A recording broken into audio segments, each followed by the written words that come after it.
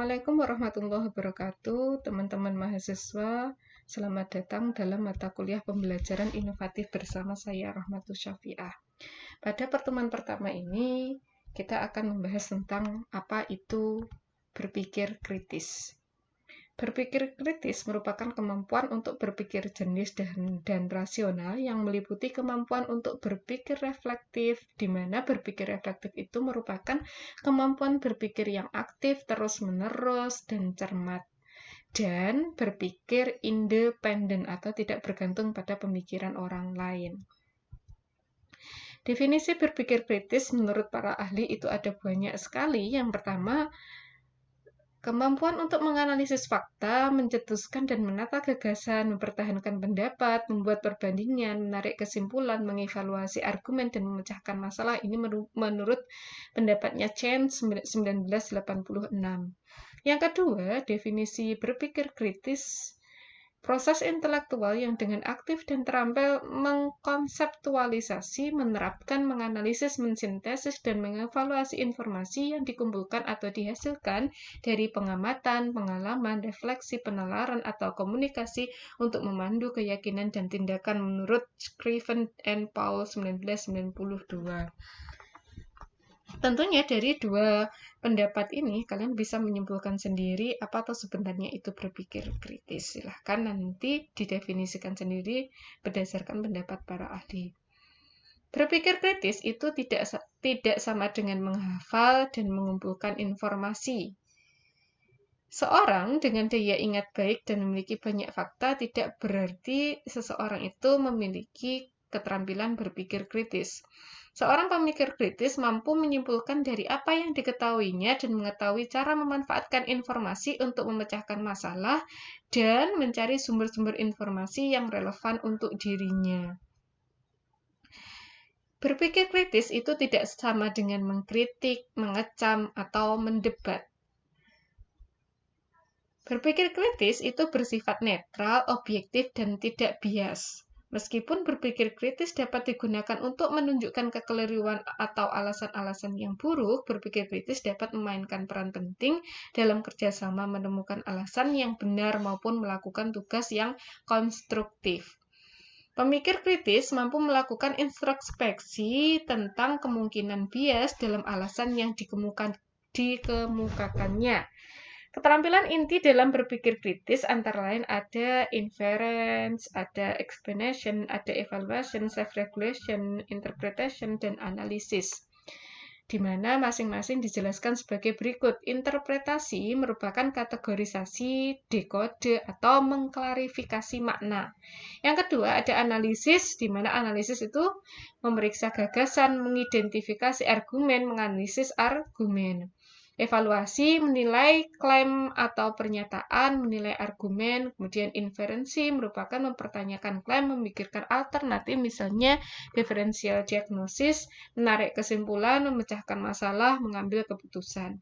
Dan penjelasan, menyatakan masalah, menyatakan hasil, mengungkapkan kebenaran prosedur, mengemukakan argumen. Yang terakhir adalah regulasi diri, yaitu meneliti diri dan mengoreksi diri sendiri.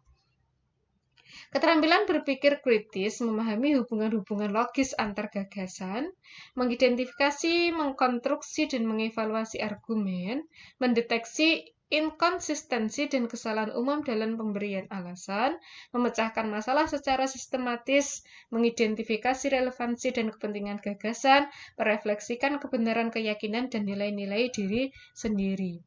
Pemikir kritis cepat mengidentifikasi informasi yang relevan, memisahkannya dari informasi yang irrelevan, dapat memanfaatkan informasi untuk merumuskan solusi masalah atau mengambil keputusan, dan jika perlu mencari informasi tambahan yang relevan.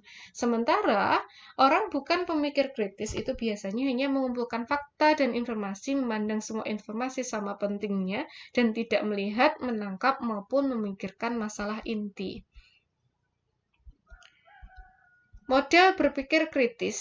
Yang pertama, T. Total recall atau ingatan total. Yang kedua, H. Habit atau kebiasaan. I. Inquiry atau penyelidikan. N. idea and creativity, ide baru dan kreativitas. K, knowing how you think, mengetahui bagaimana Anda berpikir.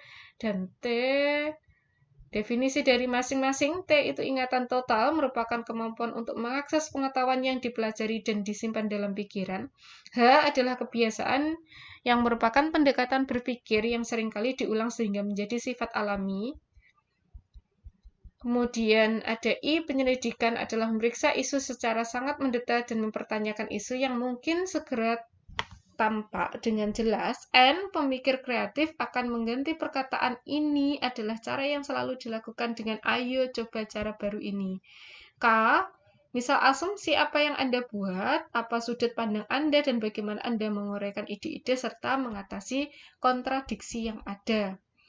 Misalnya demikian, kalian disuruh menghafalkan nomor ini dengan melihat serangkaian nomor ini 08568555527. Kemudian bandingkan ketika kalian mencoba sesuatu yang baru dari tampilan nomor tersebut dengan menyusunnya seperti ini 08568555527.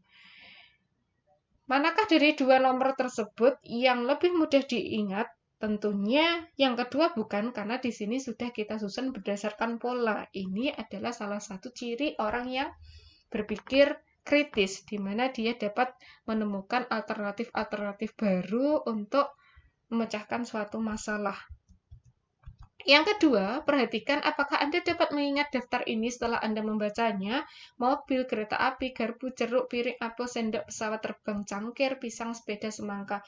Tentunya sulit bukan kalau kalian menghafalnya dengan sederet banyak seperti ini. Nah, ketika kita memiliki keterampilan berpikir kritis, pastinya punya ide-ide kreatif yang bisa bagaimana caranya serangkaian benda-benda ini bisa kita hafal atau kita ingat dengan mudah, bukan?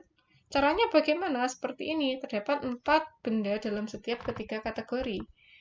Yang pertama ada mobil, kereta api, pesawat terbang. Ini kategori kendaraan, kemudian ini peralatan rumah tangga, yang ini adalah kategori buah. Tentunya akan lebih mudah untuk kita ingat.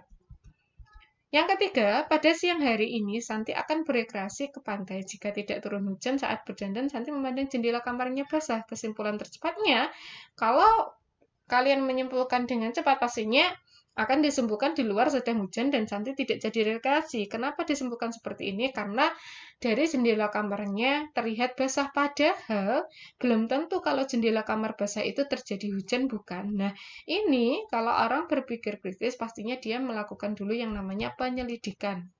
Contohnya seperti ini, jika dilihat rumput tidak basah, matahari bersinar, serta terdapat tangga di sisi jendela, akhirnya ia menyelidiki bahwa ada yang sedang mencuci jendela di atas tangga, sehingga Santi menjadi tenang karena telah menarik kesimpulan yang paling akurat, yaitu jendela sedang dicuci, berarti tidak terjadi hujan di luar, basah itu tadi karena adanya air cucian jendela, maka akhirnya Santi jadi rekreasi. Mengapa perlu berpikir kritis? Karena berpikir kritis memungkinkan Anda memanfaatkan potensi Anda dalam melihat masalah, memecahkan masalah, menciptakan dan menyadari diri. Mengapa berpikir kritis penting sehingga perlu dipelajari? Yang pertama, berpikir kritis merupakan keterampilan yang universal. Yang kedua, berpikir kritis sangat penting di abad ke-21. Mengapa berpikir kritis penting sehingga perlu dipelajari? Yang ketiga adalah berpikir kritis meningkatkan keterampilan verbal dan analitik. Berpikir kritis meningkatkan kreativitas. Lalu mengapa berpikir kritis penting sehingga perlu dipelajari? Selanjutnya, berpikir kritis penting untuk refleksi diri kita sendiri. Nah, kontribusi teori dalam memahami berpikir kritis ada 4 diantaranya. Yang pertama ada kognitif psikologi, yang kedua ada filosofi, yang ketiga ada behavioral psikologi, yang keempat ada konten spesialis. Manfaat berpikir kritis bagi mahasiswa antara lain yang pertama membantu memperoleh pengetahuan, memperbaiki teori, memperkuat argumen. Yang kedua, mengemukakan dan menjelaskan pertanyaan dengan jelas. Yang ketiga, mengumpulkan, menilai, dan menafsirkan informasi dengan afektif. dengan efektif. Yang 4, membuat kesimpulan dan menemukan solusi masalah berdasarkan alasan yang kuat. Dan yang kelima, membiasakan berpikiran terbuka. Yang keenam, mengkomunikasikan gagasan, pendapat, dan solusi dengan jelas kepada lainnya. Kesimpulannya, yang pertama, berpikir kritis merupakan keterampilan penting untuk keberhasilan studi, bekerja, dan hidup di era informasi dan teknologi abad ke-21.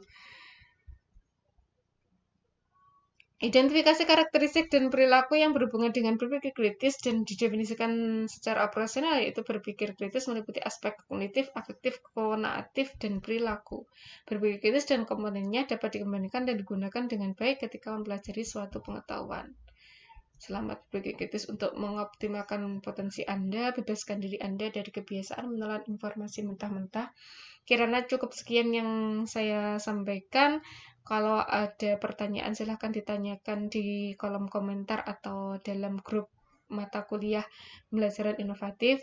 Semoga bermanfaat. Saya akhiri dulu. Wassalamualaikum warahmatullahi wabarakatuh.